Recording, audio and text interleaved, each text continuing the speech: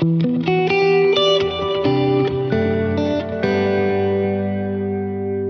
everyone. Welcome back to the Israel Connection. I'm Esti Zenati. And my guest today is originally from Israel and now based in New York. Dana Cwaigrach is a social impact leader. Following the October 7 attacks, she co-founded and led the U.S. branch of the Hostages and Missing Families Forum, building a national advocacy movement from the ground up to keep the hostages' plight at the forefront of global consciousness. Her distinguished career in diplomacy and community building includes serving in the office of President Shimon Peres and directing national programs at the Ramon Foundation. Dana, thank you so much for joining me today. Thank you for having me. So let's begin. Let's go to the very beginning of you growing up in Israel. What was it like for you? And how did that experience lead you on a professional path that you're on? Well, I think once you grow up in Israel, I moved to New York. I've been here for like three and a half years. So my entire adult life, my entire life really has been in Israel. And I think one thing that really distinguishes living in Israel and growing up in Israel is you are always aware of your environment. Mm-hmm. I grew up at Intifadot. I grew up in Tel Aviv. So when I was like 10, we had Intifadot. I needed to watch buses. I needed to watch where I was going all the time. You're always growing up with the idea that you will serve in the army. So I think I was politically aware. I grew up in a very politically aware house, and Mm-hmm. combining with that and the fact that you live in Israel, I was always very vigilant to my community, to the politics in Israel.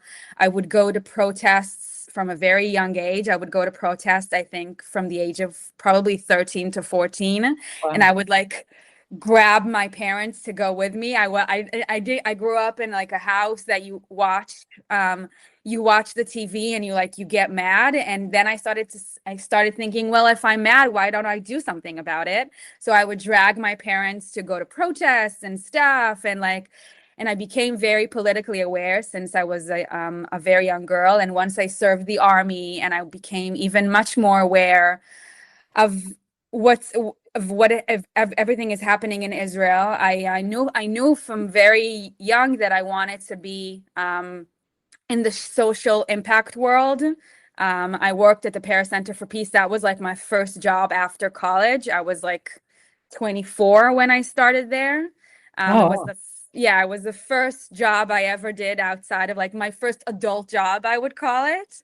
And I knew from very early on that this is the career I want for myself. I never thought I'd be doing hostage advocacy in New York. That I never thought I would do that, obviously. Yeah, we ever thought that we would get to that. Yeah, I wish I never had to do that, honestly. But yeah, completely. I mean, I don't think if I would have grown up here in New York, I would have been this politically aware. I would have cared so much. But yeah, it was just growing up like that made me this way.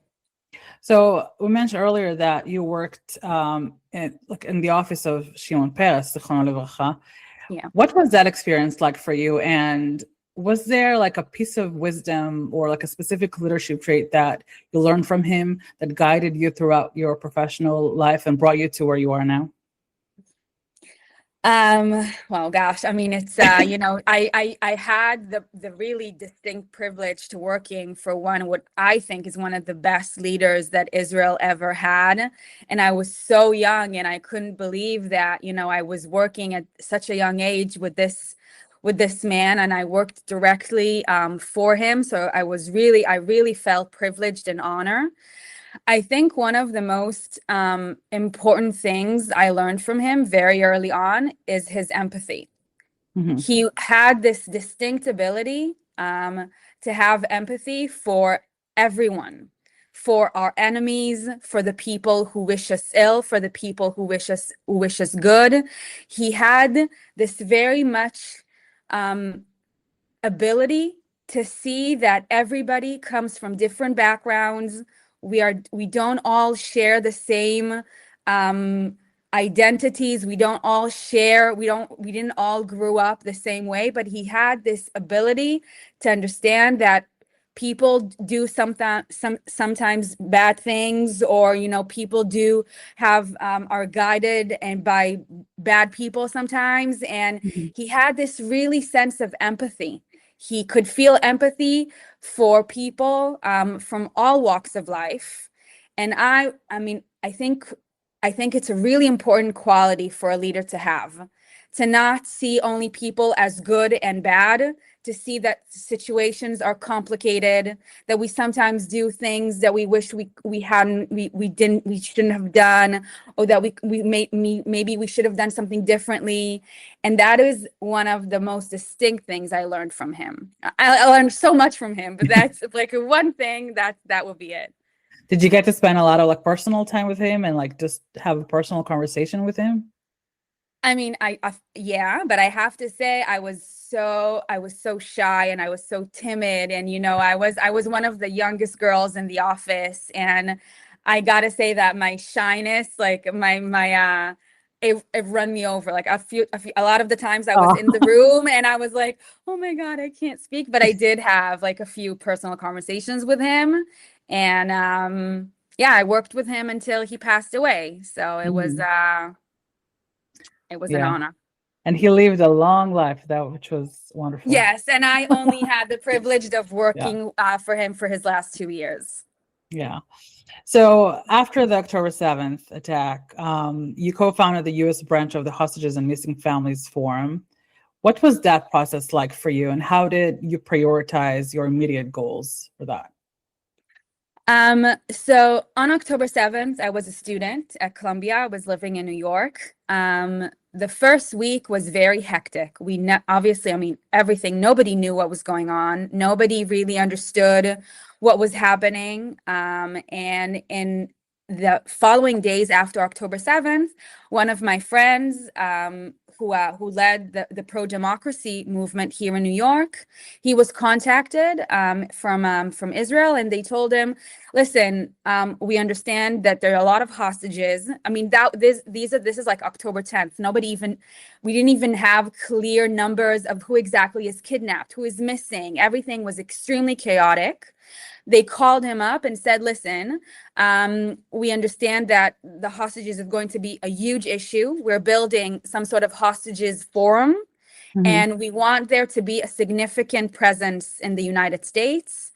And he's a friend of mine from Colombia. He kind of gathered us up. I was living in New York. A friend of ours, Matan, who was also a student in Colombia, was living in DC. And we all decided, okay, we're going to do this. We initially started our branch here in New York. Matan and Bar built their branch in DC. And then after a few months, we collaborated to one big branch. But the first beginning weeks, we didn't really understand what we were doing. We just knew that we had to make a clear voice that we are here for the hostages. And we just started protesting in New York. We started gathering, we started organizing events, rallies, protests. We understood that people wanted to be together. People wanted to hear the voices of Israelis, of the Jewish community. And we just started organizing. And then we started strategizing after a couple of weeks, when we understood, because in the very beginning stages, a person has to understand, we thought that, okay, this would end in like 4 or 5 weeks. Right. We didn't think about this long term. We thought, okay, 4 or 5 weeks, most of them will be home. Let's just do something to make it clear that this is being heard, that we are echoing what is being done in Israel. But we were sure that this will be done very soon. And then once we understood that this is much more complicated than we thought, then we started to actually strategize and be much more organized and really thinking more long term. Yeah. So, we know that the international media or the news cycle was constantly moving to other things and kind of avoiding the hostages basically and their existence. How did you and your team ensure that their voices are out there as well, that the public always has them in their consciousness, always remembers them, and always speaks about them to make sure that nobody forgets? So of course, I mean, one of the reasons why we did big events in New York was because of the counter protests that were happening in New York. And it was very important for us that the voices of the hostages, the voices of Israel, are moving forward in America and people are hearing them. So not only did we organize events and protests throughout these 2 years, but especially in the first couple of months, we also made sure that there's media presence. We always made sure that we are connected to Israeli and international media. We made sure that everything that we do is covered, both in social media and regular media.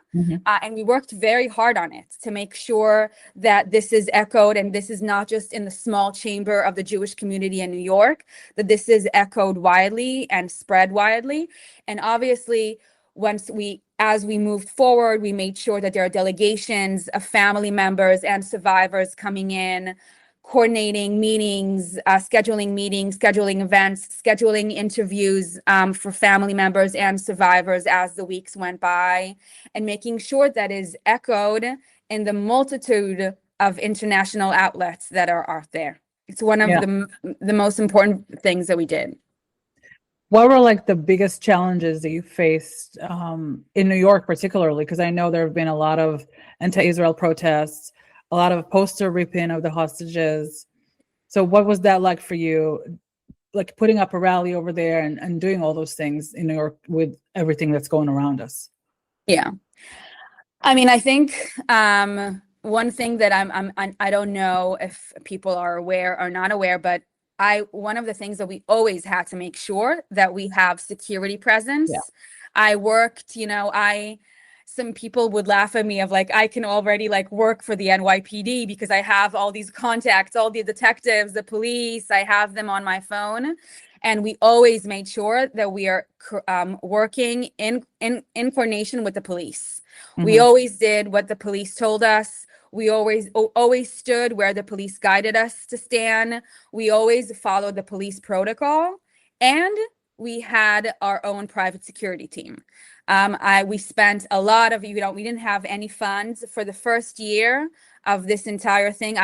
We were all volunteers for the first year of this, and most of the funds that we got for donations were spent on like posters and stuff to print out and for security. We had to make sure that every event that we have is secured very, very tightly. And also a lot of people were afraid to come to our events because they were afraid. So we had to also make sure that people are aware that it's very tight, like it's very security tight. Did you have any like bad incidents with protesters, like, anti-Israel protesters?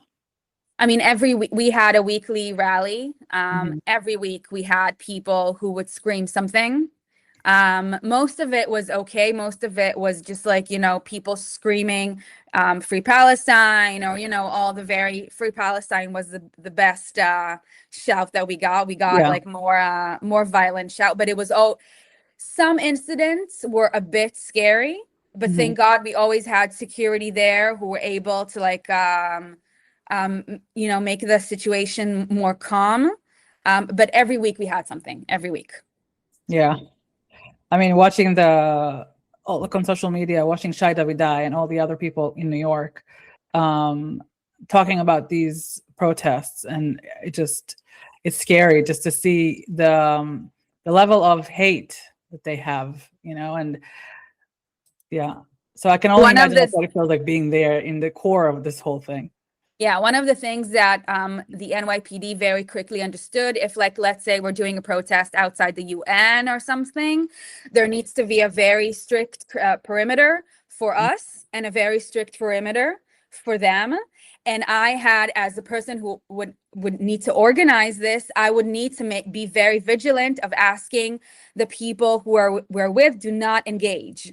And sometimes they would come to our protests and be like, and I would literally have to like, we are not like them. Please do not engage. Do not do this. We are here to fight for our people. And it was, it was hard because they're shouting, they're coming in with these very vicious posters about us. Sometimes the posters itself were like, it was violent in the phrasing that they're using, and we would have to be you always have to be the adult. And like in this, like you feel like you're the adult in the kindergarten, and like don't engage, and it's hard, and it's hard to just be okay with what you're doing. Yeah, it's hard controlling your emotions when you have Yeah, so much of that in your face. exactly. Yeah. So what was it like for you working closely with the hostage families and, listening to all of their stories and balancing that with the work that you were doing? Because you have to do work, but also I can imagine how hard it is, just emotionally hard, to be there. It's interesting that you're asking this now, because over the past 2 years, I was asked that a lot. And because we were doing the work itself, I felt like this, this is not about me. This is not an important thing. I'm putting myself aside. And now that we are over, and except for Almost. one, that's what I'm saying. Like one hostage is still there, but most of the hostages are back home. I can say how it was extremely hard mentally. It was, it was very hard hearing these stories on a day-to-day basis, the level of trauma, and in the end, the hostages' families and survivors, they were my friends. These people became my friends, my family. And I almost felt to an extent that the hostages who were in Gaza, who I didn't know at the time, I felt they were my family already because of the level of closeness that I had with the stories, with the families. So it's a very, you have to, this is a very sensitive thing that you need to juggle. You have to have a lot of sensitivity in what we did. We always had to be very sensitive to the families, to the stories, but we also had to be professional to understand if you have 10 families at an event, not all 10 families can speak in a 1 hour event, right? You have to make sure that the stories are being told, that people understand the diversity here. So it's a very challenging thing to juggle, and I'm sure I made so many mistakes. I mean, I can only look back, and after each event, after each delegation, after each meeting, I would say, oh, I wish I would do this differently. Oh, I wish I would do this and not that. But nobody really prepares you. Nobody ever did anything like this. Yeah. So it was hard. People would a lot of the time give us advice. We would seek advice all the time. And then people would give us advice and say, well, you know what? Who knows? But the situation has never happened before. Yeah. How did you keep yourself sane in this whole process? Good question. You just keep you're just very focused on, there's still hostages in Gaza. We have to do everything. You just don't really think about it. I would wake up every morning and just I can't really think about it. I can't think of my feelings. I can't think about myself. They are still there. We have to get them out, and we just need to keep moving. What's the next meeting? What's the next delegation? What other things that we haven't done? What other event we haven't done yet? Can we do this? Can we send a letter here? Can we do an interview here? You need to all the time think of what else can I do, what I didn't do, and maybe repeat something that I did that didn't really work well. You all the time, you're thinking constantly. So did you, like, now that, we still have one hostage left, but all the living hostages are back, did you take some time for yourself to try to breathe and kind of get back to yourself without all that pressure on you for all this time? Yeah, it's kind of what I feel like I've been doing for the past 2 months, like just taking it in. Like people are like, okay, what are you going to do next? What's this? What's that? And I kind of felt in the past 2 months that just let me breathe. This is this, I've worked hard my entire life, but I've never done anything to this level of pressure and level of, you work, everybody, the entire team in Israel and in the US, we worked 24/7. No breaks, Fridays, Saturdays, holidays. We did this constantly. So I think in the past 2 months, I've taking it in and just took a breath and okay, now it's time to focus on what I do next, what's best for me, for my community, for the people in Israel. Mhm. Yeah. So we mentioned the last hostage, Ran Gvili, Mhm. and it's been over 800 days. He's still in captivity, unfortunately. Right. Yeah. Have you been in touch with his family? Do you know what's going on with them? So unfortunately, not so much. It wasn't a family that we were in close contact with, but I do know that they are supported. There are a few people in Israel who are keep supporting them and also help them maintain the efforts. Mhm. I'm not sure at the moment where they stand. We kind of decided, all of us, that there's no need for like the U.S. branch to have to be a branch anymore after most of the hostages were have been out. So we Mhm. closed our operations. But we always said that we are always here to support them, whatever they need, and I hope it will end soon, honestly. Yeah. So given everything that's been going on recently with Iran and with, Trump and the whole thing, what do you think can be done to ensure that Iran is actually returned to Israel and not be lost forever, like Ron Arad, for example? I think you need to pressure Hamas. I think from what we understood, I think we were not sure if they actually know where the bodies are. And I think closely, I mean, as we understood closely to what was happening, they know where their bodies are and they're Yeah. playing games. And it's very hard because your enemy is not a logical, it's not a logical country, it's not a logical administration, it's a terrorist group. Right. And you need to, so the pressure needs to be on them, and the countries needs to pressure them. Qatar, the mediators, Egypt, they need to continue to pressure them to release him, because I think this is my personal opinion, but I Yeah. think they know where he is, and they just Well, won't I'm release him. sure. Yeah, I'm sure Yeah, they know where he is. I mean, they've been playing these games before with other hostages. yeah, So they know where everybody is. They need to have like a leverage over Israel. exactly. Yeah. So following the release of the living hostages, did you get to meet some of them, to hear what they've been through, and did they hear about what you were doing where they were over there? So yes, I did get the opportunity to meet some of them. You it's difficult to tell them exactly what happened here in the past 2 years, because they also have to catch up on their own lives of the Right. past 2 years. So you tell them you tell them bits and pieces. Obviously, like when I met some of them, it's difficult to express. I was very emotional when I met them, especially the ones who I was very close with their families. Mhm. It was a very happy experience, and I just felt there were moments during these 2 years where I was scared that this won't happen. I kept being optimistic, but there are moments that you lose Yeah. optimism. It's hard not to. And there were really moments that I feared that we just won't get there, that we won't get to see this day. And when we actually got to see the day, I was extremely, extremely, extremely happy. And I wish we could have saved all of them. Yes. I But mean, yeah. I think up until the last minute, basically, I didn't think it would happen. yeah. Yeah. I thought like once I see them in the Red Cross cars, then I know it's actually happening. Exactly. It's how the families were saying the same thing. Until I actually see them Mhm. in my own eyes walking in Israel, I won't believe it.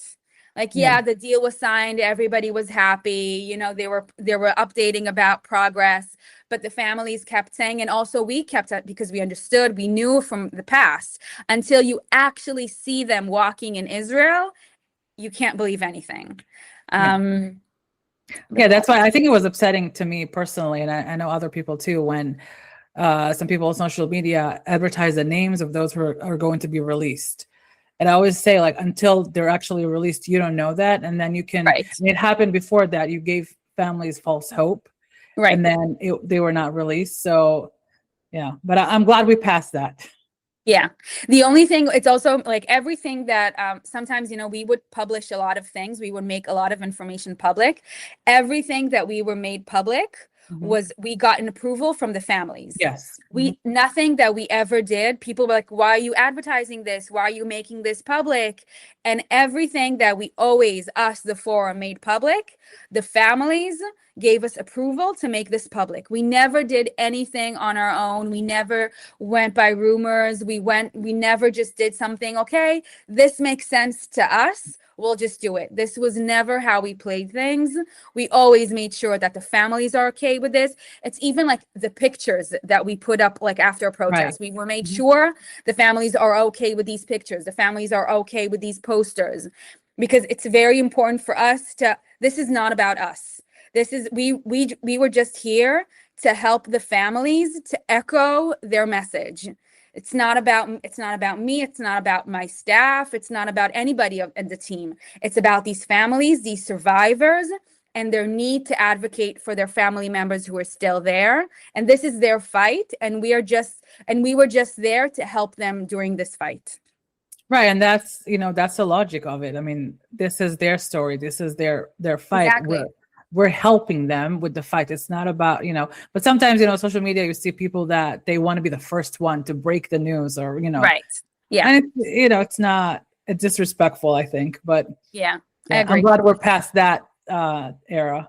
Yeah, me too. So what do you wish, like those, the hostages, a lot of them got to speak around the world. And they released books. Some of them created their own podcasts and other things. What do you wish for them? What do you want to happen in their lives from now on? Honestly, I just want them to live their lives. I mean, whatever it is that they choose to do. I always, people sometimes say, oh, I wish they would do this. I wish they would do that. I wish they would speak here. I wish they would do that.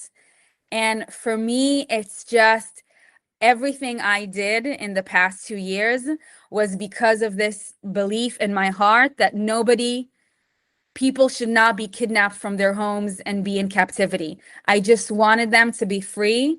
And now that they're free, they can do whatever they feel like they want to. They want to do lectures all over the world. They want to, do books. They want to write their own books. They want to be models, actors, actresses. Whatever they feel like, I just want them to be happy. And I always tell these to the survivors and the families, like, if you want help in the US, you want to do this, you want to do that, I'm always here for you. But I have no opinion about any avenue that any of them are like exploring, right. Because it's their life. I have no, it's none of my business. Yeah. And I just want them to be happy.